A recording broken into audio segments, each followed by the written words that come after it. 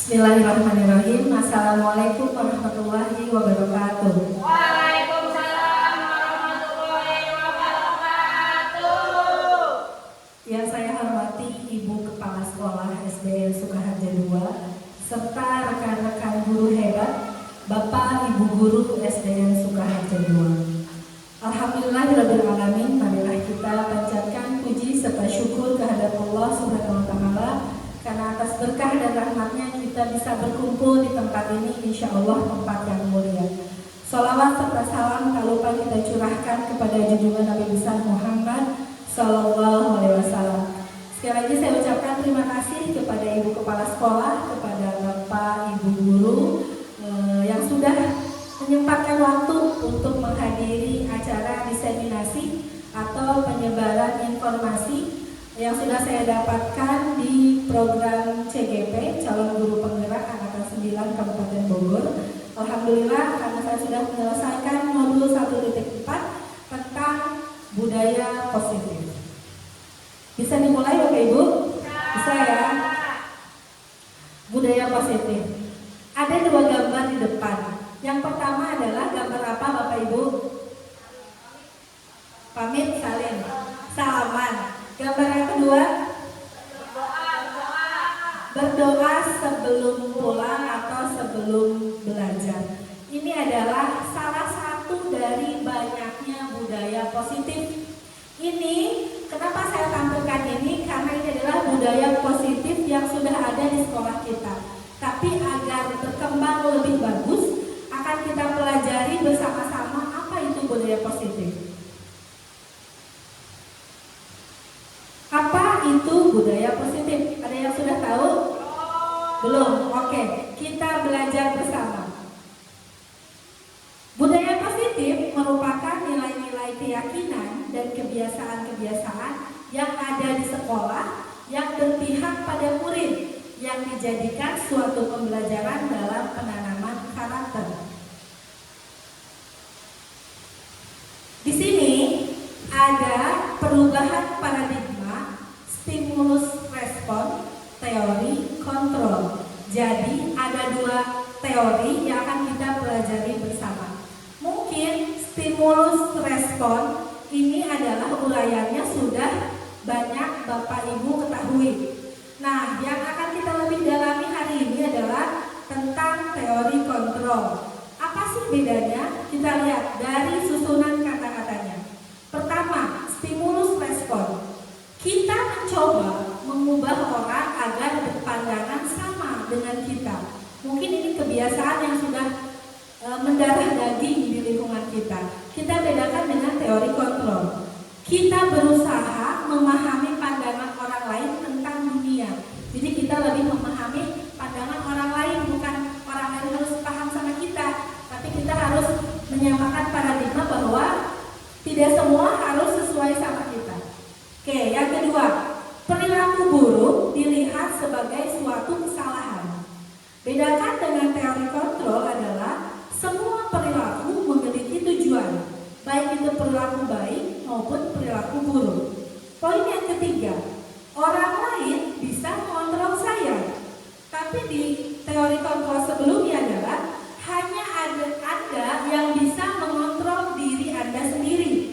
Poin yang keempat, saya bisa mengontrol orang lain. Selanjutnya, Anda tidak bisa mengontrol orang lain. Stimulus respon yang kelima, pemaksaan ada pada saat bujukan gagal.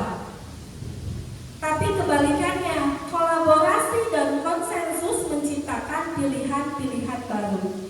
Yang keenam, model berpikir menang kalah. Di teori kontrol, model berpikir menang-menang. Contoh kecil, biar kalau kita lihat teori, kalau tidak diaplikasikan dalam kegiatan sehari-hari, sepertinya agak sulit dipahami. Contoh misalnya, ketika di kelas ada anak yang tidak mengerjakan tugas atau tidak mengerjakan tepat waktu misalnya. Ketika kita menyuruh anak tersebut harus melakukan atau melaksanakan tugas tersebut dan anak itu tidak mengerjakan, otomatis otomatis pemaksaan akan muncul. Harus beres cepat, harus beres. Anak itu ngerjain nggak? Ngerjain, tapi dengan rasa kesal. Yang penting beres, mau bener mau enggak, yang penting beres. Itu adalah teori stimulus respon. Kita ngasih stimulus, ayo cepat beresin, harus beres hari ini. Anak kerjain, tapi dengan situasi ya kesal, yang penting beres, mau bener mau salah bodo amat. Tapi lihat bedakan dengan teori kontrol. Kolaborasi dan konsensus menciptakan pilihan-pilihan baru. Kolaborasi artinya adalah kerjasama. Kita kerjasama sama murid itu. Dia susah atau belum mengerjakan PR tepat waktu. Gimana kita sebagai guru menciptakan kolaborasi kerjasama? Muncul konsensus. Konsensus itu adalah kelompok kita dan dia. Dan anak tersebut gimana caranya menyelesaikan masalah ini? Dia mengerjakan tugas dengan benar. Ada pilihan baru. Ibu kasih waktu segini ya. Misalnya harus hari ini, tapi dia belum bisa. Ibu kasih waktu sehari lagi. Kerjakan dengan benar, dengan serius. Ketika anak menyanggupi, maka akan timbul kolaborasi. Anak mengerjakan PR atau tugas tersebut dengan rasa tanggung jawab. Paham? Ada bedanya? Tahu ya? Jadi teori kontrol itu lebih positif dibandingkan ketika kita melakukan stimulus respon yang akhirnya anak melakukan tugas dengan terpaksa. Nah, teori kontrol menurut Dr. William Glasser. Yang pertama, guru mengontrol murid. Nah, ini yang masih terjadi di sekolah-sekolah. Sebetulnya kita tidak bisa mengontrol murid-murid. Jika ia tidak mau, harus ada dorongan sendiri dari diri murid. Yang kedua, penguatan positif, efektif dan bermanfaat. Semisal bujukan dan nasihat-nasihat, jika terlalu dalam murid bisa ketergantungan dan tidak mandiri dalam mengontrol dirinya. Contoh kecil misalnya, saat ada guru, anak bisa tertib di kelas. Ketika guru keluar kelas 5 menit saja, anak bisa kemana-mana, bisa jalan, bisa ribut. Kenapa itu terjadi? Ini adalah PR buat kita semua bahwa kita mulai mencoba pelan-pelan ke anak biar tidak tergantung sama gurunya. Kalau ada bapak ibu guru kita diem. Kalau nggak ada ribut juga boleh. Nah ini, jadi kita harus mengganti persepsi bahwa ketika ada guru maupun tidak ada guru, anak tetap tertib belajar di kelas. Oke, poin selanjutnya. Ketiga, kritikan dapat membuat orang merasa bersalah, dapat menguatkan karakter. Nah, jika kita telaah, kalaupun kita harus mengeluarkan kritikan, maka kritiklah secukupnya. Dan kritikan tersebut harus membangun, bukan malah membuat murid tidak percaya diri. Mungkin tidak kita sadari ketika ada anak misalnya ke depan tampil, dia melakukan kesalahan, otomatis temannya tertawa. Kadang kita sebagai guru suka ikut tertawa memang karena emang lucu misalnya. Cuman ternyata itu dapat menghilangkan rasa percaya diri murid tersebut. Jadi ketika ada tugas untuk ke depan, dia akan enggan maju karena rasa takut melakukan kesalahan lagi dan akan ditertawakan. Itu. Poin keempat, orang dewasa memiliki hak untuk memaksa. Sebaliknya, menentukan pilihan adalah hak masing-masing manusia. Jadi poin yang ini kita rubah menjadi kebalikannya. Ketika kita berpikir kalau kita paksa ini anak bisa nih, misalnya contoh di kelas rendah. Ketika ada anak yang belum bisa baca, gimana strateginya biar anak cepat bisa baca? Otomatis kita akan berusaha nge-push, ayo cepat bisa baca. Tapi ketika menentukan pilihan adalah hak masing-masing manusia, jadi kita berpikir menelaah bagaimana ini tipe belajarnya anak, bagaimana dia bisa menyerap pembelajaran menjadi lebih baik, sehingga ketika dengan model belajar membacanya dengan ini tidak bisa, kita sebagai guru mencari gaya belajar anak itu seperti apa, biar menemukan oh ini gaya belajar anak tersebut, sehingga bisa membantu dia dalam cepat membaca. Makna disiplin. Disiplin dimaknai menjadi sesuatu yang dilakukan seseorang pada orang lain untuk mendapatkan kepatuhan. Nah, kita cenderung menghubungkan kata disiplin dengan ketidaknyamanan. Contoh, ketika sekolah ada peraturan masuk jam 7.30 misalnya. Saat kita ingin bangun misalnya telat, harus melakukan kegiatan dan datang ke sekolah telat, itu kan kalau kita ingin melakukan disiplin sebelum 7.30 harus sudah di sekolah. Tapi kita misalnya tidak dapat melaksanakan itu, hati kita ada rasa ketidaknyamanan. Aduh, udah siang tapi belum berangkat, hati tidak nyaman kan? Makanya makna disiplin menjadi tidak nyaman. Tapi Ki Hajar Dewantara menyatakan bahwa di mana ada kemerdekaan, disitulah harus ada disiplin yang kuat. Disiplin itu bersifat self-disiplin atau disiplin dari diri sendiri. Kita sendiri yang mewajibkan kita dengan sekeras-kerasnya. Tetapi itu sama saja, sebab jikalau kita tidak cakap melakukan self-disiplin, wajiblah penguasa lain mendisiplinkan diri kita. Dan peraturan demikian itulah harus ada di dalam suasana yang merdeka. Misalnya, ada bagusnya ketika ada anak-anak mungkin di dalam diri atau di dalam keluarganya sudah ada disiplin. Tidak usah ada peraturan masuk sekolah 7.30, tapi dia sudah datang ke sekolah jam 7. Berarti sudah tertanam di dirinya self-disiplin itu sendiri.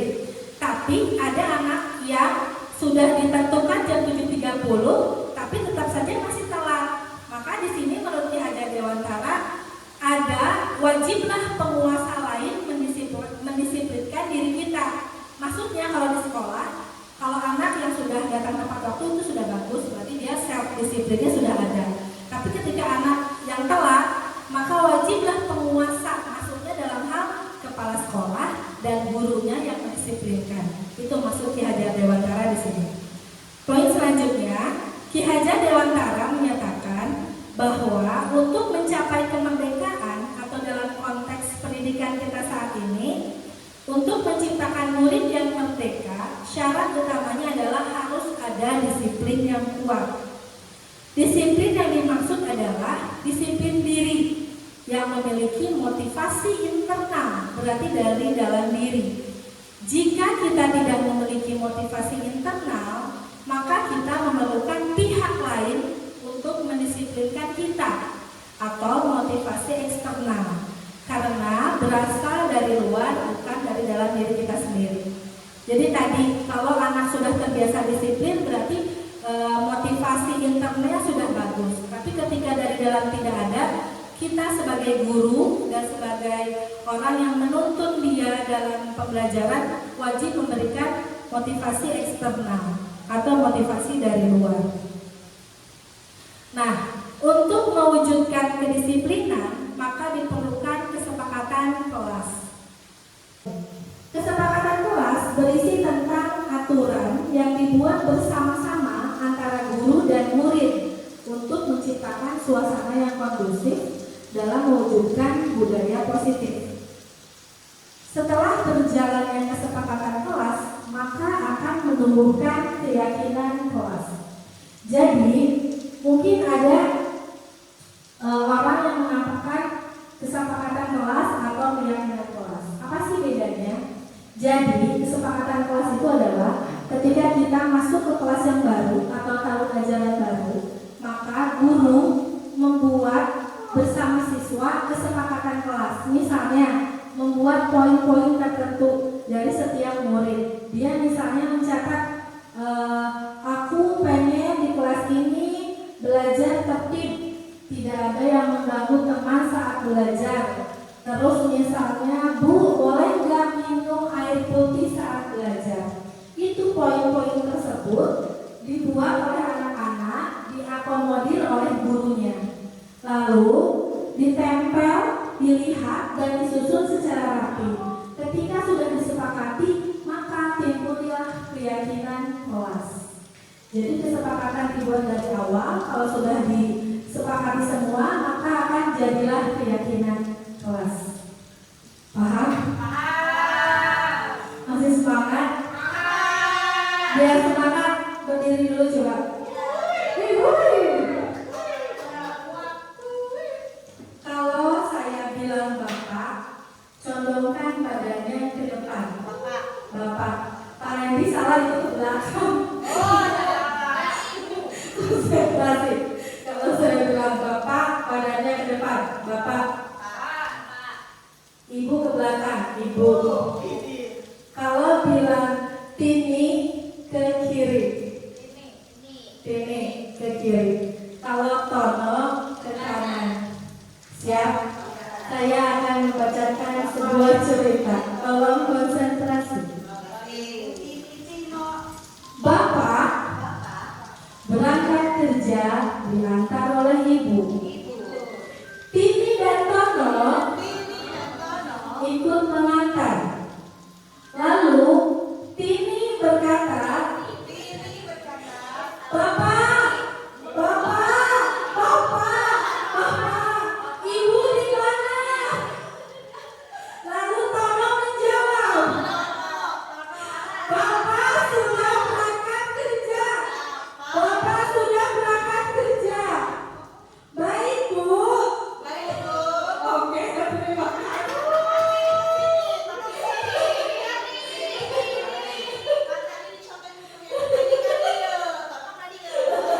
Tepuk tangan buat kita semua. Oke, bisa melanjutkan? Oke. Nih, ada 3 pertanyaan. Apakah Bapak Ibu setuju dengan pertanyaan ini? Poin 1. Hukuman dapat mendisiplinkan murid. Oke, tangan di depan. Kenapa bukan setuju? Ayo, di depan dulu. Ayo, Pak Randy, di depan.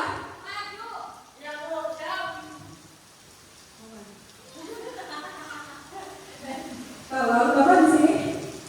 Oke, Bapak masih semangat.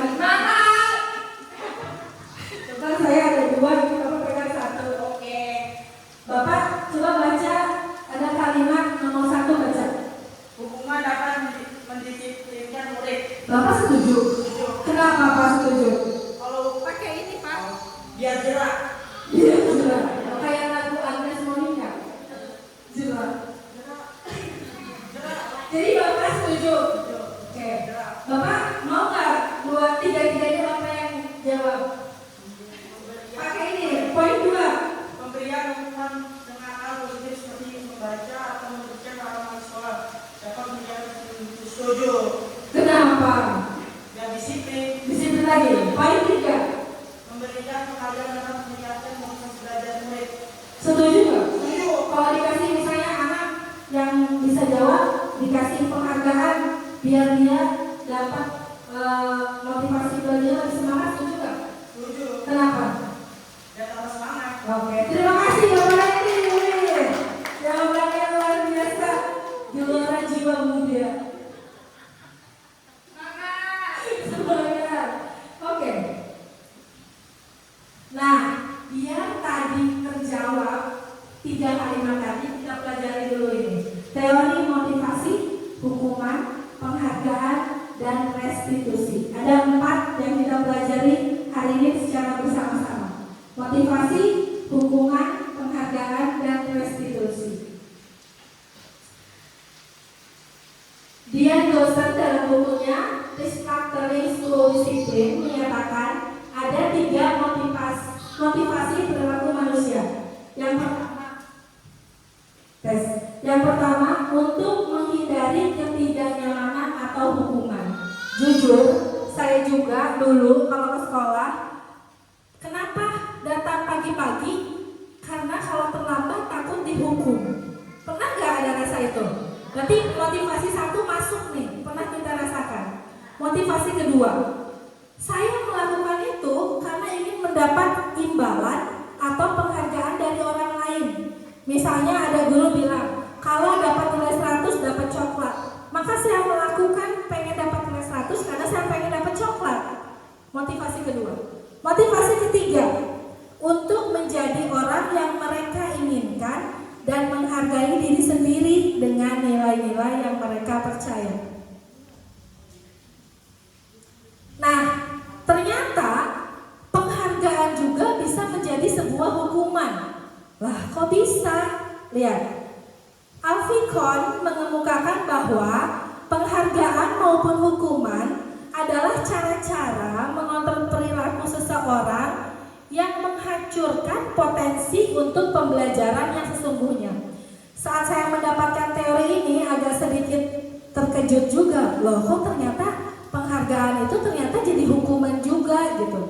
Lihat, pengaruh jangka pendek dan jangka panjang. Pertama, penghargaan efektif jika kita menginginkan seseorang melakukan sesuatu yang kita inginkan dalam jangka waktu pendek. Misalnya gini, ayo kamu piket rajin, nanti kalau yang piket rajin tiap tugasnya ibu kasih bintang. Otomatis dia akan terus mengerjakan piket dengan rajin agar mendapat bintang. Nah, ternyata ketika guru atau dia ganti kelas, beda wali kelas, ketika wali kelas berikutnya tidak menerapkan poin bintang, maka dia tidak akan mengerjakan piket lagi karena gak dapat bintang, gak ada motivasi. Nah, itu makanya kadang-kadang penghargaan itu hanya jangkanya pendek, hanya di waktu itu saja. Yang kedua, jika kita menggunakan penghargaan lagi dan lagi, maka orang tersebut akan bergantung pada penghargaan yang diberikan, serta kehilangan motivasi dari dalam. Ketika anak melakukan sesuatu, kita terus kasih hadiah. Jadi kalau nggak ada hadiahnya, ya udah dia nggak ngelakuin. Makanya motivasi dari dalamnya hilang. Makanya alangkah lebih bagus motivasi itu kita kasih agar motivasinya muncul dari dalam dirinya sendiri.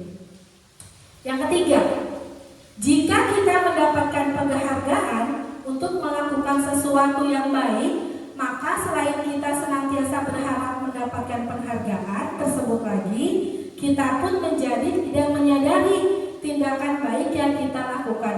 Jadi misalnya balik lagi, datang tepat waktu. Datang tepat waktu itu adalah aturan dari sekolah. Terus saja termindset, itu aturan sekolah, itu aturan sekolah. Padahal datang tepat waktu itu termasuk disiplin. Itu hal yang baik, tapi kita nggak sadar. Tepat waktu itu hal yang baik, yang kita sadari tepat waktu teh ngelakukeun di sekolah beres aja gitu. Jadi gitu. Jadi yang penting melaksanakan tugas tepat waktu, padahal tepat waktu itu merupakan sebuah kebaikan yang harus kita lakukan. Penghargaan tidak efektif. Nah, ketika suatu penghargaan adalah suatu benda atau peristiwa yang diinginkan, yang dibuat dengan persyaratan. Hanya jika Anda melakukan hal ini, maka Anda akan mendapatkan penghargaan yang diinginkan. Jika saya mengharapkan suatu penghargaan dan tidak mendapatkannya, maka saya akan kecewa dan berkecil hati, serta kemungkinan lain kali saya tidak akan berusaha sekeras sebelumnya. Poin 3, jika kita memberikan seseorang suatu penghargaan untuk melakukan sesuatu, maka kita harus terus-menerus memberikan penghargaan itu jika kita ingin orang tersebut meneruskan perilaku yang kita inginkan. Yang terakhir, orang yang berusaha berhenti merokok atau orang yang berusaha diet, menguruskan badan, bila diberikan penghargaan hampir pasti tidak berhasil. Maksudnya apa? Jika diberikan penghargaan berarti ada motivasi eksternal, bukan dari dalam dirinya sendiri. Maka akan dipastikan ketika tidak ada orang yang memberikan penghargaan, dia tidak akan melakukan diet lagi atau tidak akan melakukan berhenti merokok karena motivasinya bukan dari dalam diri.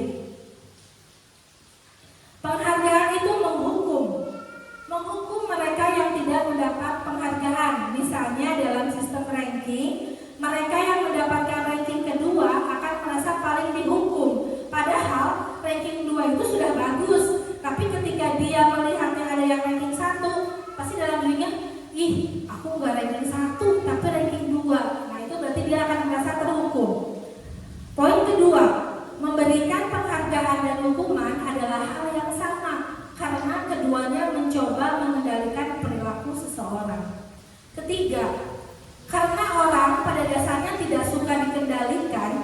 dalam jangka waktu lama, penghargaan akan terlihat sebagai hukuman.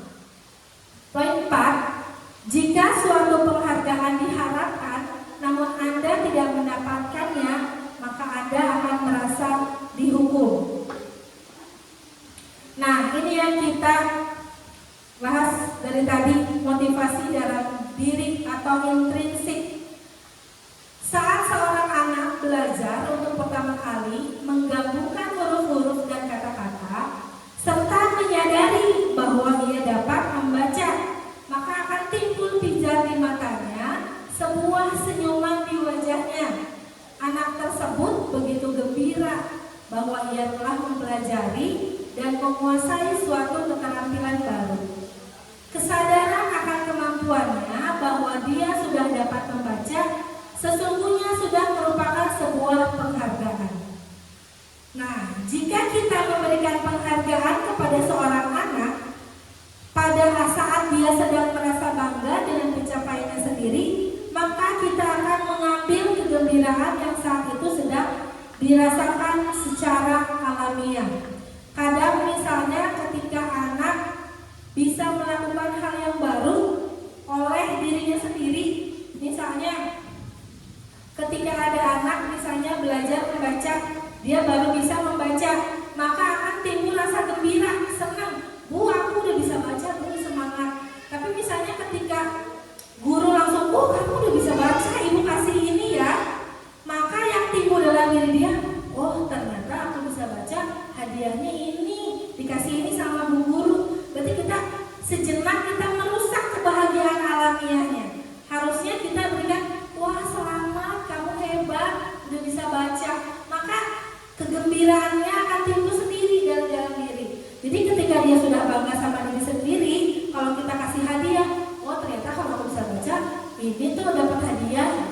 Padahal cukup dengan penguatan, bilang wah kamu hebat, itu sudah luar biasa, sudah cukup sebenarnya. Tapi tidak apa-apa, biar motivasinya lebih baik lagi. Nah, coba boleh ada kertas gak? Boleh ada kertas? Pegang, ada pulpen gak? Kalau bukan punya pulpen lebih, kasih pinjam dulu yang lain. Kertasnya boleh dikasih sedikit, Pak Yogi belum ada, sobek aja gak apa-apa. Siapa lagi siap? Ada pulpennya? Bapak Odi belum ada itunya, kertasnya. Pak Yogi boleh kita punya? Boleh? Pulpen. Siap? Oke, siap ya?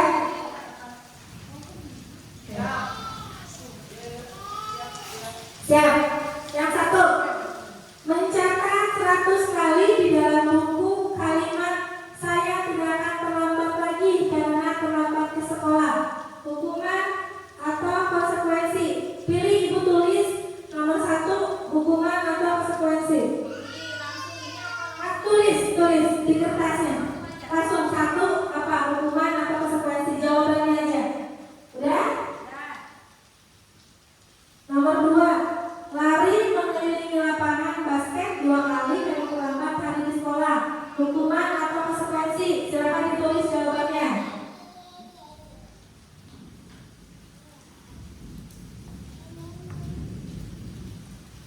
Nih, membuat coretan yang dibuatnya di meja, membersihkan coretan yang dibuatnya di meja tulis. Hukuman atau konsekuensi? Nomor 3. Siap. 4. Murid diminta untuk push up 15 kali karena tidak menggunakan masker di sekolah. Hukuman atau konsekuensi? Silakan tulis.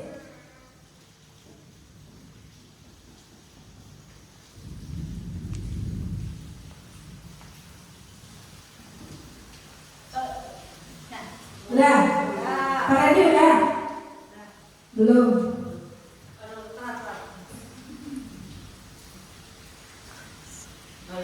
Udah? Menggantikan kertas tugas teman yang telah dicoret-coret. Hukuman atau konsekuensi?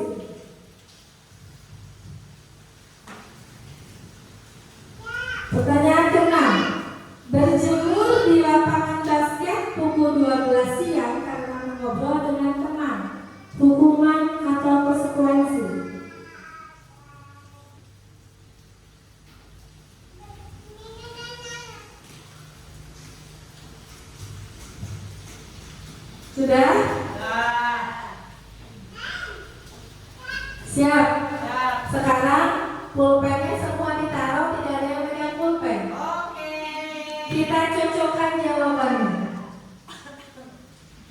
Yang merasa jawabannya sama persis dengan depan, maju ke depan. Yang jawabannya sama persis dengan depan, maju ke depan. Ayo maju. Ayo maju dulu, ayo coba maju. Salah dua. Ayo nggak apa-apa kalau penasaran. Oh, coba cek dulu. Empat salah. Oke, wih, tepuk tangan dulu. Sini Bu. Namanya siapa? Wih, Bu Ami nomor 1 mencatat 100 kali di dalam buku kalimat. Saya tidak akan dapat lagi karena terlambat di sekolah. Hukuman atau konsekuensi? Ih, pintar. Betul. Kedua, lari mengelilingi lapangan basket 2 kali karena terlambat hari di sekolah. Hukuman? Wih, pintar. 3, membersihkan coretan yang dibuatnya di meja tulis. Konsekuensi? Wih. 4, murid diminta untuk push up 15 kali karena tidak menggunakan masker sekolah. Wih, pintar, hebat. Menggantikan kertas tugas taman yang telah dicoret-coret. Iya. Terakhir, berjemur di lapangan basket pukul 12 siang karena ngobrol dengan teman. Hukuman tepuk tangan. Saya ingin memberikan penghargaan berupa jangka panjang. Tidak akan hadiah dan ucapan Bu Ami hebat. Tepuk tangan buat Bu Ami. Biar tambah semangat, saya ada sebuah permainan. Bukan. Permainannya adalah kita tutup dulu ini ya. Pinjam kertas boleh Bu? Ya, biar nanti boleh deh biar ada cahaya aja. Oke. Ibu saya mau, ibu bapak maju bikin lingkaran. Maju ya. Kita bikin permainan. Lingkaran ya Bapak Ibu. Bapak Ibu bikin lingkaran. Lingkaran, boleh lingkaran. Oke Bapak Ibu. Bapak Ibu udah kenal satu sama lain? Udah kenal, yakin? Yakin? Nanti Bapak Ibu keliling, muter. Saya akan nyanyi. Saya di sini nyanyi. Tapi ketika saya bilang, Ibu muter, saya di sini. Ketika saya bilang door, yang saya door harus jongkok. Yang kena door harus jongkok. Yang sebelahnya siapa cepat manggil namanya. Contoh, door. Jangan, Ibu Pak Yogi. Bukan dia cepet-cepet Pak Yogi. Bu Febri. Kalau yang telat dia duduk ke belakang duluan.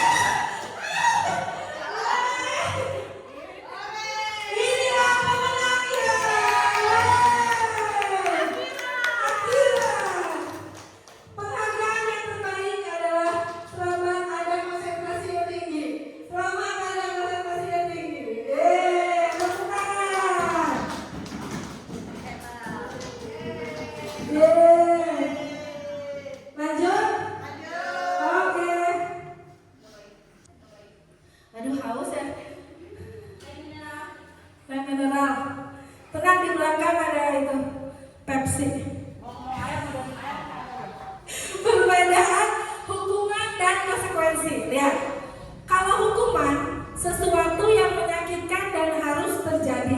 Kalau konsekuensi sesuatu harus terjadi karena kita sudah melakukan kesalahan atau melakukan perbuatan yang menyalahi aturan.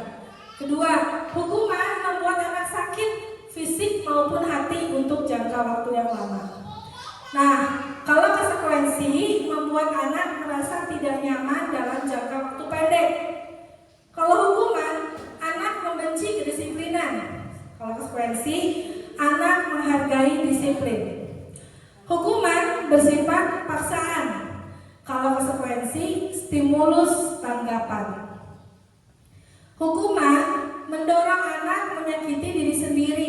Kalau konsekuensi, mendorong anak agar mudah menyesuaikan diri. Hukuman, konsep diri yang buruk, anak belajar untuk menyembuhkan konsep diri yang buruk. Kalau konsekuensi, konsep diri yang baik. Terus, anak belajar untuk menyembunyikan kesalahan. Kalau hukuman, konsekuensi, anak belajar untuk mematuhi peraturan. Terima kasih Pak Randy, luar biasa. Tepuk tangan buat Pak Randy. Oke, marah, rasa bersalah, dipermalukan, merasa tak dihargai, itu kalau hukuman. Kalau konsekuensi, kehilangan hak, dibuat tidak nyaman, diasingkan untuk sementara atau time out. Apa itu restitusi? Nah, restitusi adalah proses menciptakan kondisi bagi murid untuk memperbaiki kesalahan mereka sehingga mereka bisa kembali pada kelompok mereka yang lebih kuat. Restitusi merupakan proses kolaboratif yang mengajarkan murid untuk mencari solusi untuk masalah mereka dan membantu murid berpikir tentang orang seperti apa yang harus mereka inginkan dan menjadi bagaimana apa yang harus mereka lakukan untuk orang lain. Nah, ini ada sebuah perbedaan hukuman, konsekuensi, dan restitusi. Bisa dilihat di sini. Pak Randy, boleh bantu saya membacakan ini? Boleh.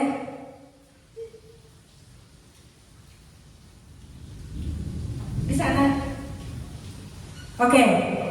Identitas hukuman. Identitas gagal. Sesuatu yang Pak Randy baca konsekuensi sama restitusi, saya baca yang hukuman. Siap? Siap. Oke. Sesuatu yang menyakitkan harus terjadi. Kalau konsekuensi, Sesuatu harus terjadi. restitusi. Restitusi merupakan pilihan. Iya.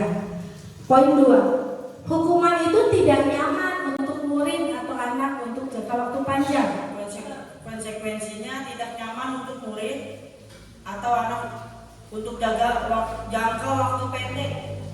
Restitusinya Menguatkan untuk murid atau anak dalam jangka waktu panjang. oke, terima kasih Pak Randy. Iya, Bu Meli, boleh bantu saya Bu Meli? Melanjutkan tadi ya, Bu Meli yang konsekuensi dan restitusi, saya yang hukuman. Kalau di hukuman, korban mendapatkan keadilan. Kalau di konsekuensi, korban bisa diabaikan. Kalau di restitusi, korban mendapatkan ganti. oke. Poin keempat, murid akan tersakiti kalau dalam hukuman. Kalau dalam konsekuensi, murid atau anak dibuat tidak nyaman. Restitusi, murid atau anak mendapatkan penguatan. Oke.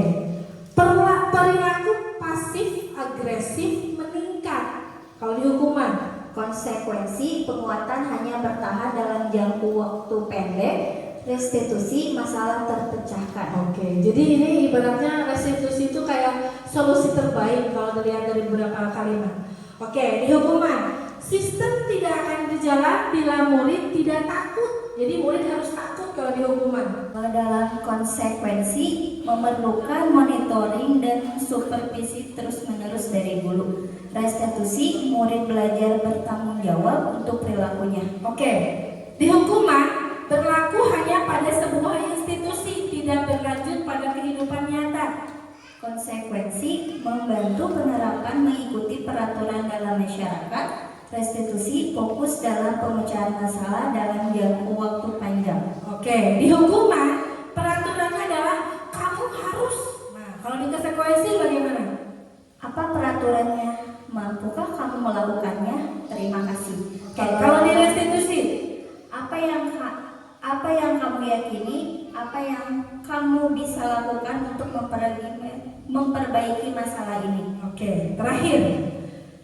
Di hukuman, murid atau anak membenci peraturan. Dalam konsekuensi, murid atau anak menghormati peraturan. Dalam restitusi, murid atau anak menghormati dirinya dan orang lain. Oke, terima kasih, tepuk tangan untuk Bu Meli. Nah, maka dapat disimpulkan di sini bahwa hukuman itu lebih bersifat negatif, membuat paksaan kepada anak. Kalau konsekuensi itu netral. Kenapa netral? Karena kalau anak melakukan kesalahan, dia mendapat konsekuensinya. Anak harus bertanggung jawab. Makanya sifatnya netral. Tapi solusi yang terbaik ternyata ada di restitusi. Restitusi itu menguatkan, maka bersifat positif. Nah, sebelumnya saya akan memutarkan satu video ini tentang ada anak melakukan kesalahan, tapi kita akan melihat bagaimana restitusi itu dilakukan. Boleh untuk mengingat lagi ya.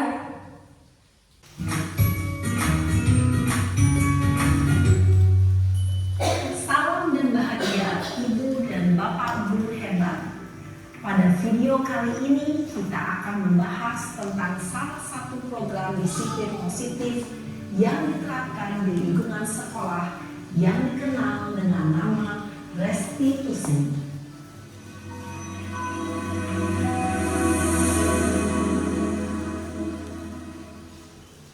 Restitusi dikembangkan oleh pakar pendidikan Diane Gosling, berlandaskan pada teori kontrol Dr. William Glaser.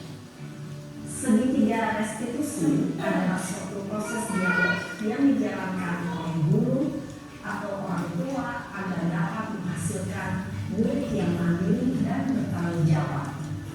Pada saat murid di posisi manajer, aspek yang dikembangkan pada murid adalah motivasi intrinsik, sehingga penanaman nilai-nilai kebajikan dapat tumbuh dan berkembang menjadi satu kebiasaan positif yang akhirnya membentuk karakter murid. Proses dialog ini terdiri dari 3 langkah yang digambarkan pada ketiga sisi pada segitiga restitusi. Sisi pertama adalah menstabilkan identitas. Sisi yang kedua adalah validasi tindakan yang salah. Dan sisi yang ketiga adalah menanamkan keyakinan. Ibu dan Bapak Guru, berikut ini akan menunjukkan bagaimana seorang guru berada dalam posisi manajer menggunakan penerapan segitiga restitusi.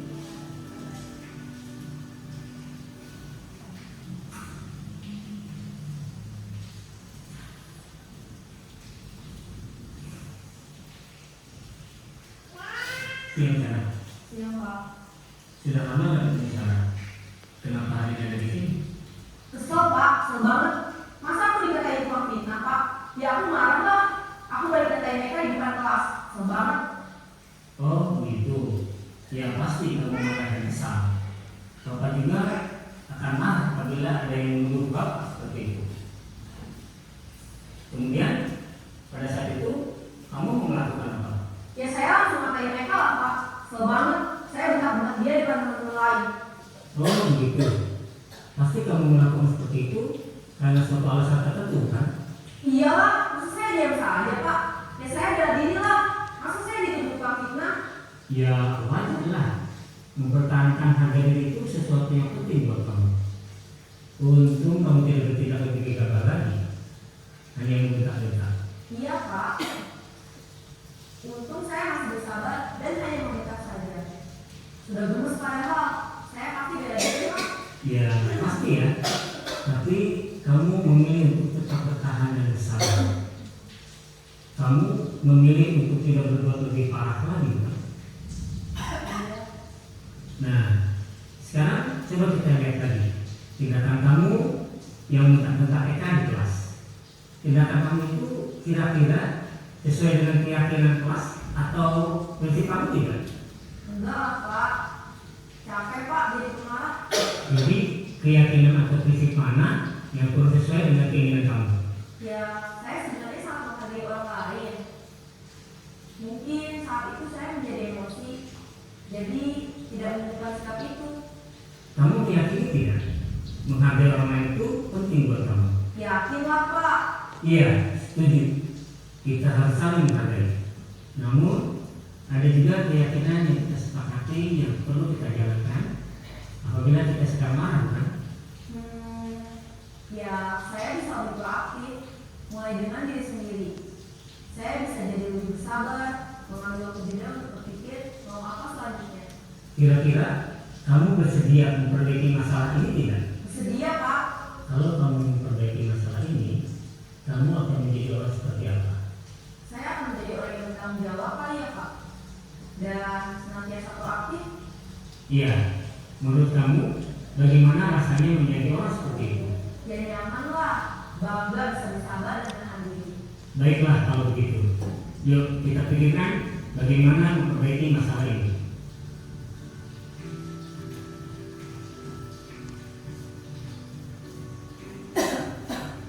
Ibu dan Bapak guru hebat. Baru saja kita menyaksikan contoh bagaimana seorang guru berada dalam posisi manajer menggunakan penerapan segitiga restitusi. Mari kita bahas satu persatu. Pada sisi pertama, menstabilkan identitas berdasarkan pada prinsip bahwa membuat kesalahan adalah bagian dari proses pembelajaran. Sisi pertama dari segitiga ini berperan menggeser identitas murid dari identitas gagal ke identitas sukses. Murid yang sedang bertingkah laku yang tidak pantas atau menarik diri saat itu sedang mengalami identitas gagal. Bila kita mengkritiknya, maka posisinya tidak akan berubah. Kita bisa mengajukan pernyataan-pernyataan ini. 1. Membuat kesalahan sesuatu yang wajar. 2. Manusia tidak ada yang sempurna. 3. Kita bisa memperbaiki masalah ini. 4. Saya tidak menanyakan kesalahannya. Saya lebih fokus bagaimana memperbaiki masalah ini. 5. Apakah saat ini kamu tengah menjadi orang yang baik untuk dirimu sendiri? Pada sisi kedua, validasi tindakan yang salah berlandaskan pada prinsip bahwa setiap perilaku berupaya memenuhi suatu kebutuhan tertentu.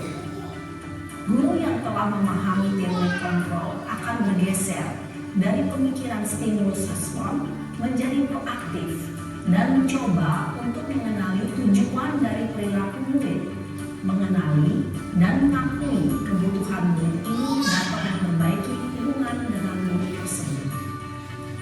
Pernyataan atau pertanyaan bisa disampaikan dengan nada suara tidak menghakimi atau memojokkan, sehingga dapat mengembalikan murid pada posisi positif. 1. Kamu bisa saja bertindak lebih gegabah lagi dari ini. 2. Kamu bukan melakukannya tanpa suatu alasan tertentu. 3. Kamu melakukannya karena mempertahankan sesuatu yang penting bagimu. 4. Mungkin kamu bisa mempelajari suatu perilaku baru yang lebih efektif. Bersediakah kamu mempelajarinya? Selanjutnya, kita akan simak sisi terakhir, yaitu menanyakan keyakinan.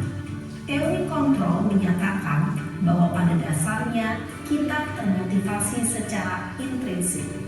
Pada saat perilaku yang salah telah divalidasi, dan identitas sukses telah stabil, maka murid telah siap mengaitkan keyakinan-keyakinannya dengan tindakannya yang salah dan pemikirannya telah bergeser ingin menjadi orang yang dituju. Pertanyaan-pertanyaan ini dapat mengaitkan keyakinan-keyakinan yang dianut murid. 1. Sebagai keluarga atau kelas, apa yang kita yakini? 2. Nilai-nilai apa yang telah kita sepakati? 3. Seperti apa gambaran sebuah kelas yang ideal bagi kamu? 4. Kamu ingin menjadi orang seperti apa?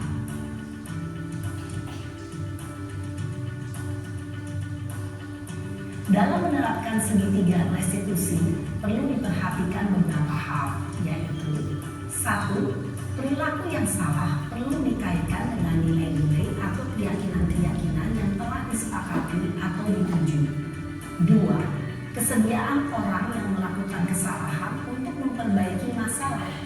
3. Pemecahan masalah sebisa mungkin relevan atau memiliki hubungan dengan masalah yang ada. 4. Usaha. Perlu adanya suatu usaha perbaikan dari pihak yang membuat kesalahan. 5. Waktu. Perlu mendedikasikan waktu dari pihak yang membuat kesalahan. Tanyakan kapan akan mulai dilakukan usaha untuk memperbaiki masalah.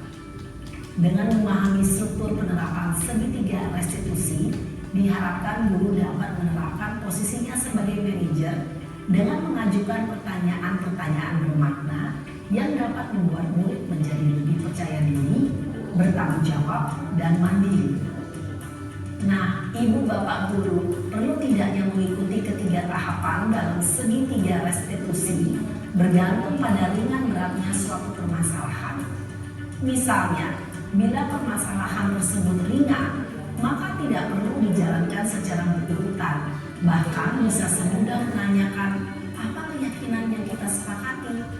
Dengan menjalankan segitiga restitusi, dengan mengajukan pertanyaan-pertanyaan bermakna, diharapkan murid menjadi lebih kuat secara pribadi, dapat membuka wawasan murid agar dapat menyelesaikan sendiri, semakin percaya diri, mandiri, dan merdeka. Salam dan bahagia, ibu bapak guru hebat.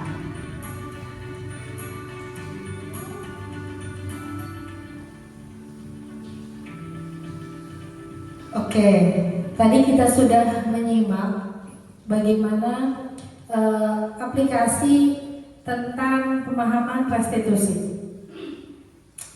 Jadi untuk mengingat kembali, restitusi itu proses menciptakan kondisi bagi murid untuk memperbaiki kesalahan. Otomatis segitiga restitusi itu kita aplikasikan ketika ada anak yang melakukan kesalahan atau dia melanggar keyakinan kelas yang sudah disepakati. Tadi di video contohnya ada anak yang mungkin berantem atau memaki temannya di kelas. Maka dicontohkan tadi oleh bapak gurunya memanggil anak tersebut tapi tidak di kelas, melainkan di ruang guru khusus menanyakan. Yang pertama, segitiga restitusi itu adalah yang pertama menstabilkan identitas. Maksudnya adalah ketika seseorang melakukan kesalahan, maka akan kita tanya apa yang terjadi. Maka dia akan mengungkapkan tadi, ya Pak, saya kesal karena saya difitnah. Maka kita menstabilkan dengan, iya Bapak kalau jadi kamu atau Ibu kalau jadi kamu pasti marah kalau difitnah. Stabil identitas. Akhirnya terus setelah itu kamu melakukan apa? Aku memaki-maki dia yang fitnah aku. Validasi tindakan kesalahan. Oh iya, berarti dia sudah tahu bahwa kesalahannya adalah memaki temannya. Maka kita tanyakan, keyakinan kelas yang sudah kita buat apa? Menghargai teman. Maka kita tanya, keyakinan kelas apa yang sudah kamu langgar? Maka dia akan menjawab, aku tidak menghargai teman karena sudah memaki-makinya. Maka terakhir kita tanyakan, bagaimana rencana dia ke depan untuk memperbaiki kesalahan? Maka dia akan bilang bahwa dia akan memperbaiki tingkah lakunya atau perbuatannya. Gimana biar semangat, biar ini kita lakukan reka adegan. Reka adegan yang menjadi guru dan menjadi murid yang melakukan kesalahan. Siap? Siapa yang mau jadi guru? Bu Komaria, siap? Oke, Pak Randy jadi guru siap? Pak Ibra boleh minta tolong ambilin kursi 2, minta tolong kursi 2 ke depan. Jadi kita sepakati dulu ini, kasusnya adalah ketika Bu Komaria menjadi sosok guru yang akan mempraktikkan segitiga restitusi menghadapi muridnya. Terima kasih Bapak Ibro.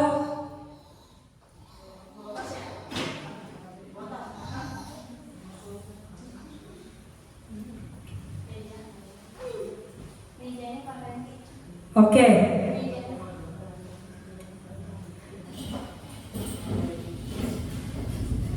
Sini di tengah.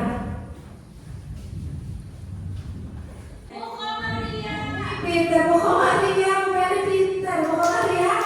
Wali kelas berapa? Kelas B. Mana pacarnya? Oke, ini Pak siapa? Kayaknya ini udah mukanya udah familiar banget. Panggilannya? Jadi di sini saya punya skenario. Bapak sebagai murid, Bu Komaria sebagai guru. Ini akan mempraktikkan segitiga restitusi. Jadi sebagai murid akan ceritanya punya masalah. Kira-kira Bapak punya masalah dalam hidup? Banyak. Jangan curcol. Ceritanya Bapak mau ngapain masalahnya? Berantem, telat atau apa? Terserah. Kesiangan. Oke, kesiangan Bu Komaria. Siap? Dari sini dulu. Siap? Siap? Tok ini. Ya boleh. Assalamualaikum. Salah masuk. Ya Bu. Apa Bu? Saya dipanggil. Saya lihat tadi pagi Randy itu sama teman-teman yang lainnya itu berbeda datang ke sekolah ya. Ya Bu. Kenapa kok bisa berbeda seperti itu ya? Saya telat Bu. Telat kenapa? Begadang. Kenapa bisa berbeda? Susah tidur Bu. Saya berpikiran. Tidur jam berapa Pak Randy? Kadang jam 1, kadang jam 2 Bu. Oh ya. Maaf ya Bu. Kebiasaan tersebut apakah sering seperti itu atau bagaimana? Akhir-akhir ini. Apakah menurut Randy kebiasaan itu baik atau tidak ya? Tidak Bu. Oke, tadi Randy merasa mengakui bahwa apa kesalahan Randy itu baik. Mengakui apa kesalahan? Mengakui Bu. Oke, kesalahan tersebut, perbuatan yang Randy lakukan itu ternyata baik apa buruk? Guru. Oke, setiap manusia, setiap orang mempunyai kesalahan masing-masing. Randy sudah mengakui bahwa perbuatan tersebut adalah kurang baik. Nah, menurut ibu mau tanya, keyakinan kelas Randy, keyakinan kelas kita ini tentang telatnya apa masuknya sekolah itu bagaimana? Keyakinan kelasnya bahwa Randy tadi kan telat datang. Menurut Randy keyakinannya seperti apa?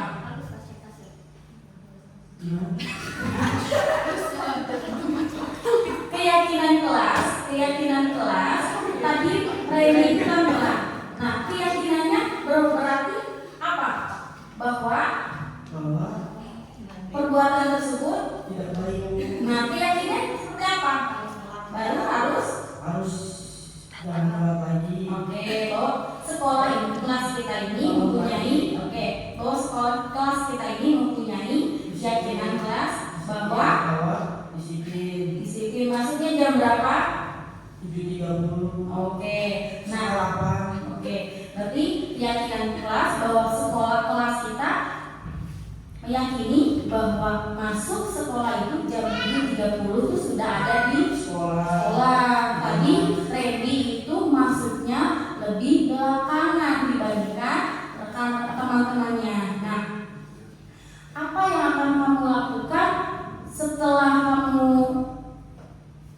dari kesalahan tersebut? Apakah akan terus seperti itu atau bagaimana?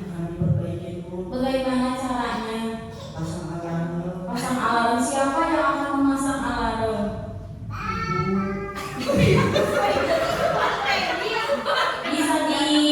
Bisa diyakinkan bahwa ibunya. Alarm saya cuma ibu. Bangun. Oke, nanti orang yang akan berpengaruh dan selalu mengingatkan adalah ibu. Nanti kalau kerja sama ibunya ya. Nah, bagaimana kalau misalkan ibunya itu lupa memasang alarm? Saya yang bangunan ibu.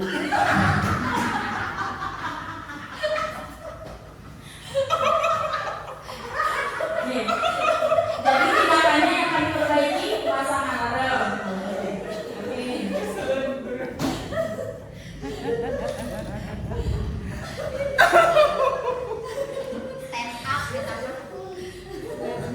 Oke. Kamu sudah menyadari, sudah mengakui dan sudah mengambil, sudah tahu langkah selanjutnya, sudah memahami apa yang akan kamu lakukan? Kami bu. Apa? Bangun lebih cepat. Tidur lebih cepat. Bangunnya lebih pagi. Jam 5 sholat, makan, tidur. Sesuai dengan ini ya, kita harus menanamkan disiplin. Kita berdayakan, kita menanamkan juga budaya Positifnya dengan disiplin. dengan Datang lebih cepat, tepat waktu, setengah 8 udah sampai sekolah. Sekarang Randy boleh pulang dan sebagai apa yang Randy tadi bisa sekarang Randy langsung silakan Randy langsung pulang ke rumah. Kita belajar.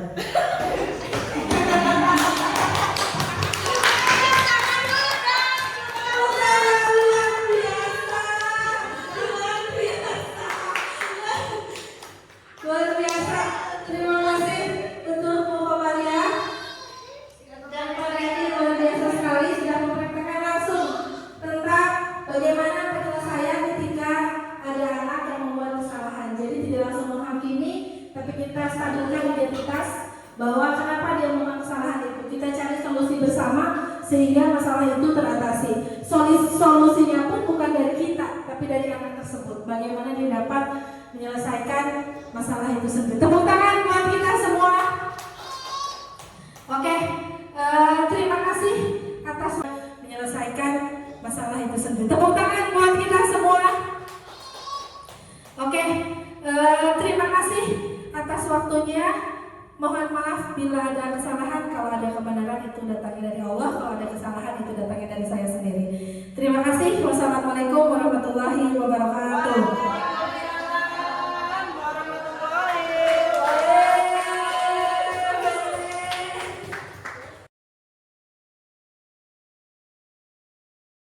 Oke, yang pertama ada 3 poin. Pengalaman yang sudah Bunia dapat. Bunia boleh baca dulu langsung dijawab. Pengalaman saya mengikuti pembelajaran hari ini Ya, berupa budaya positif. biasa. Insya Allah mungkin pelajaran yang didapat ini berupa budaya positif yang insya Allah nanti akan saya terapkan di kelas, tentunya di sekolah kita. Luar biasa. Ternyata memang sangat sulit. Secara tidak langsung itu saya sebagai guru, itu kan ada 5 ya posisi sebagai guru. Ternyata kelima-limanya itu saya rasakan memang ada pada diri saya, tapi itu ternyata salah. Nah, saya sudah tahu setelah saya mempelajari dan mendapat pemahaman dari Bu Heni ini,